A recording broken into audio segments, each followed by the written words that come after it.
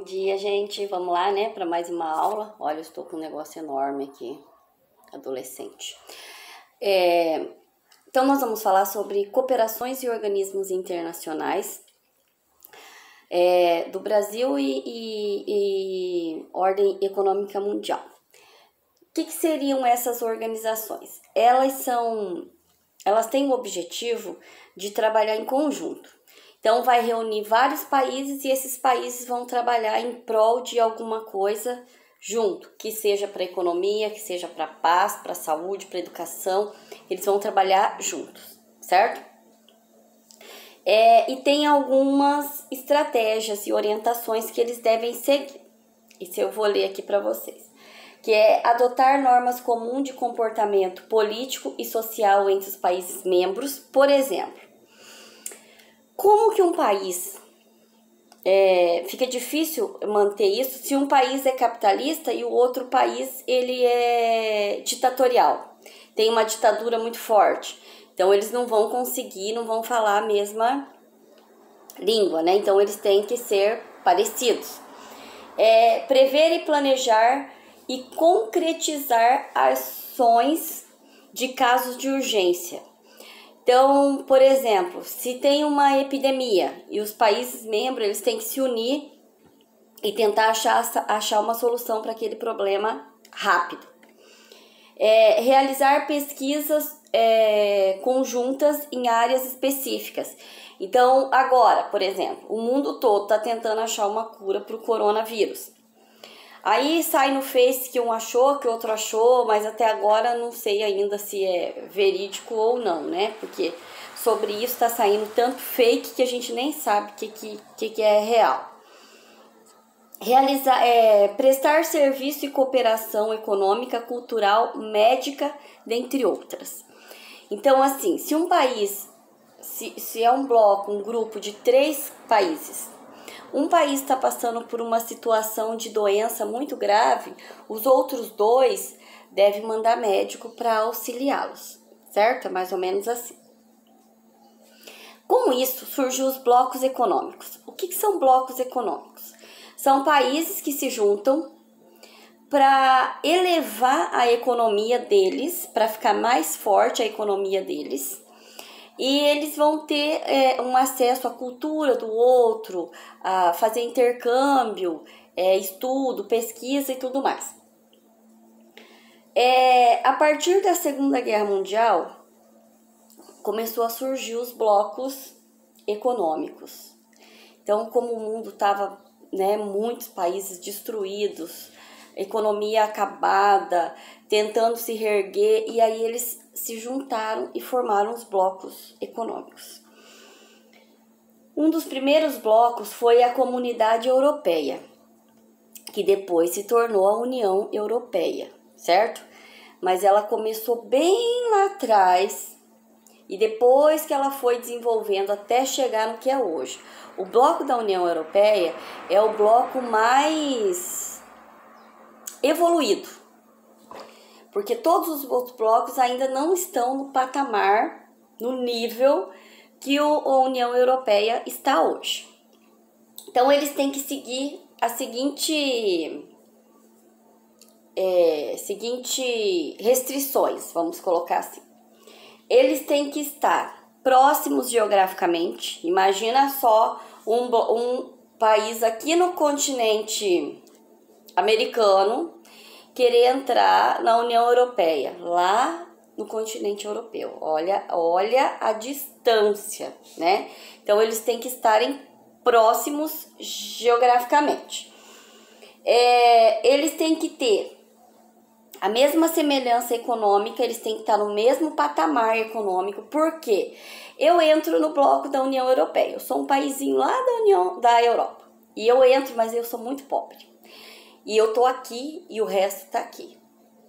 Esses países que estão aqui, eles vão querer mandar aqui, porque eles se acham e eles estão num nível mais elevado. Então, para que os países pobres não sofram muita influência e que os países ricos não queiram tirar vantagem, vou tampar isso aqui que tá demais, e que os países ricos não queiram tirar vantagem dos países pobres, então tem que estar no mesmo nível, certo? Mesmo nível econômico, assim que é mais bonito, né? Tem que ter uma zona de livre comércio. O que é a zona de livre comércio? É o Mercosul, é o nosso bloco econômico, ele está nesse patamar. Então, nós temos livre comércio entre os países membros do Mercosul. Então, eu posso ir para um país que é do Mercosul, levar mercadoria, trazer mercadoria sem problema algum. Claro que vai ter fiscalização, vai ter tudo, mas eu não vou pagar taxa alfandegária, e se eu pagar, ela vai ser bem reduzida, certo? Porque eu sou membro do bloco econômico. O outro é a zona aduaneira. O que seria essa zona União Aduaneira?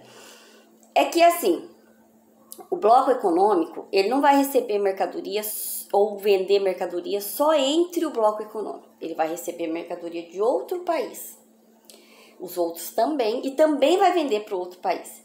Então, eles vão colocar a mesma taxa de impostos, a mesma taxa, a mesma tarifa externa, a mesma taxa de impostos para todos. Por exemplo,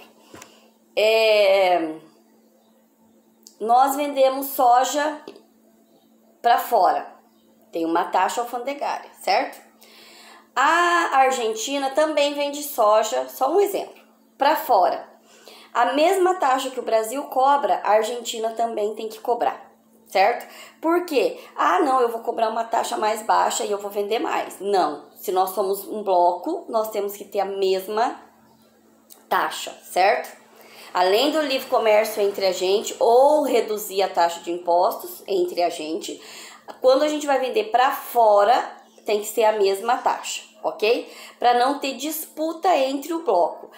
Porque o bloco ele tem que ser para permanecer unido. Se for para cada um fazer o que quer, não tem necessidade de ter ou de ser um bloco. O outro é haver união econômica monetária. Aí entra a União Europeia. Vocês podem ver que, se eu não me engano, o bloco União Europeia, acho que é 28 países. A maioria desses países adotam o euro, que é moeda única, tá? Alguns países não. Um exemplo é a Inglaterra. A Inglaterra é a libra esterlina. Mas quando ele está no último patamar, ele vai ter moeda e vai ter livre circulação de pessoas. Então, eu moro em Portugal. Mas eu arrumei um trabalho na Inglaterra e é muito vantajoso para mim ir para a Inglaterra. Eu vou para a Inglaterra sem problema nenhum. Porque tanto a Espanha, quanto Portugal, quanto a Inglaterra faz parte do bloco da União Europeia. Então, eu posso ir para qualquer país dentro do bloco, sem problema algum. Tanto para morar, quanto só ir para trabalhar e voltar, porque isso acontece muito. Mas eu posso ficar lá sem problema nenhum, certo? Depois disso, depois que teve a Primeira Guerra Mundial, eles sentiram, a população sentiu necessidade de ter um órgão para tentar promover a paz. A paz, a justiça, ajudar os países que estão passando por necessidade e tudo mais. E aí foi criado a ONU. A ONU foi criada em 1945 com esse objetivo de promover a paz. Porém, esse objetivo não funcionou, porque quando foi em 1946 começou a Segunda Guerra Mundial, né? Então não funcionou. Mas enfim, a ONU existe e ela tem vários níveis, certo? Ela é dividida em níveis, em órgãos. E aí nós temos a Assembleia Geral, que essa Assembleia Geral é feita por todos os países membros. Cada país tem direito a um voto, certo? Somente um voto. E é para promover a segurança, o bem-estar e a justiça do mundo.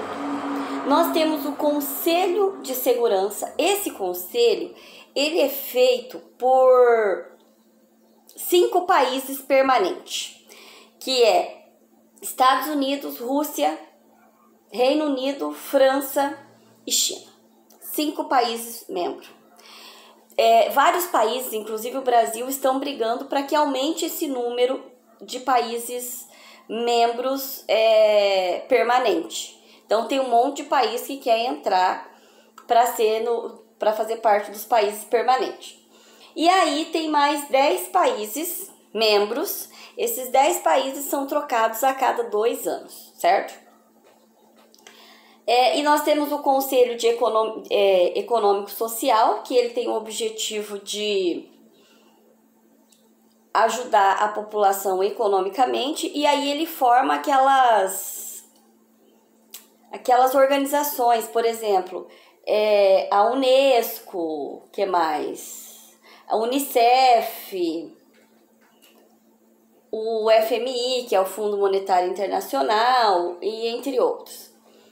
Depois nós temos o secretariado. Esse é o principal.